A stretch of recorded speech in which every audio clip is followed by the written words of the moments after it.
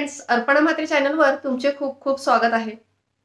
चैत्र, वैशाख, ज्येष्ठ ह्या उन्हाळ्याच्या 3 महिन्यांमध्ये साधारण वटपौर्णिमेपर्यंत भरपूर असा रानमेवा बाजारामध्ये विकण्यासाठी येत असतो। बोर, करवंद, जांभळ, लिची, आंबे, फणस एकामागे एक स्वादिष्ट अशी ही फळं बाजारात दिसायला लागतात। दुर्मिळ अशी राजनं, तोरणं सुद्धा कधीतरी नजरेस पडतात। उन्हाळा सुखकर करण्यासाठी कलिंगड, जिबूड, टरबूज, ताडगोळे, शहाळी, उसाचा रस तर आपण घेतच असतो। परंतु खवय्ये अशा प्रकारच्या स्वादिष्ट रानमेव्याचा सुद्धा मनमुराद आस्वाद घेतात। परंतु काही महाभाग असे असतात की जे आंबा, फणस तसेच काजू हे गरम म्हणून, तर करवंद, जांब ही पचायला जड म्हणून, पोट दुखेल म्हणून खायचे टाळतात। परंतु प्रत्येक ऋतूत येणारी म्हणजे सीझनल फळं ही नक्की आवर्जून खावीत। रानमेवा तर नक्कीच खावा, कारण कोणतेही फळ हे प्रमाणात आणि योग्य पद्धतीने खाल्ले तर ते अपायकारक न ठरता उपयुक्तच ठरते। रानावनात मिळणारी, पिकणारी ही फळं औषधी असतात, तसेच वेगवेगळ्या आजारांवर सुद्धा आपल्याला ती उपयुक्त ठरतात।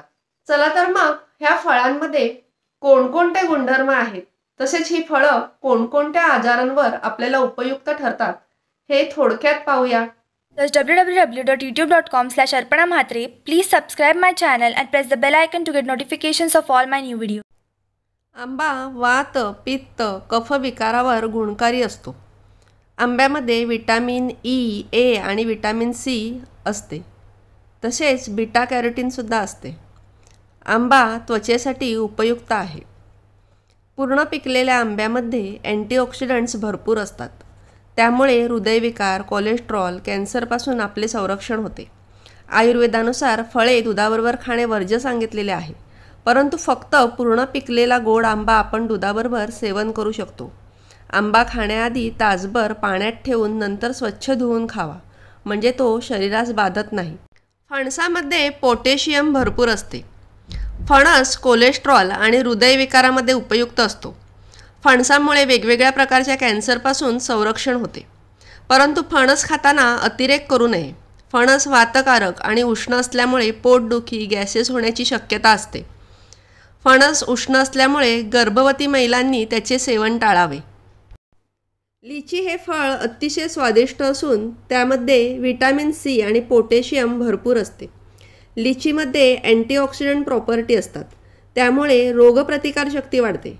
हृदयविकार आणि कोलेस्ट्रॉलमध्ये सुद्धा लिची अत्यंत उपयुक्त आहे। कॅन्सर, त्वचाविकार तसेच उष्णतेपासून लिचीमुळे संरक्षण होते।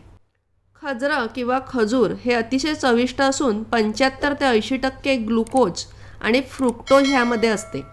ह्यामध्ये लोह आणि पोटॅशियम भरपूर असते, त्यामुळे ॲनेमिया आणि अशक्तपणा दूर होण्यास मदत होते।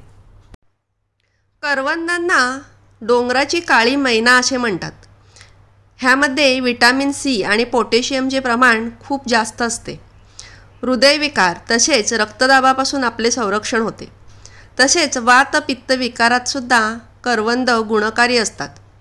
रक्तदाब, मूत्रविकार, कॅन्सरवर सुद्धा करवंद औषधी आहेत। जांब, जांबांना वॉटर ॲपल असे म्हणतात। सफेद आणि लाल रंगाची असतात। ह्यामध्ये भरपूर विटॅमिन आणि पोषक तत्वे असतात। पाण्याचे प्रमाणसुद्धा भरपूर असते, त्यामुळे उष्णतेपासून आपले संरक्षण होते। ह्यामध्ये विटॅमिन सी भरपूर प्रमाणात असल्यामुळे रोगप्रतिकारशक्ती वाढते। विटॅमिन ए, आयर्न, मिनरल्स ह्यामध्ये असतात।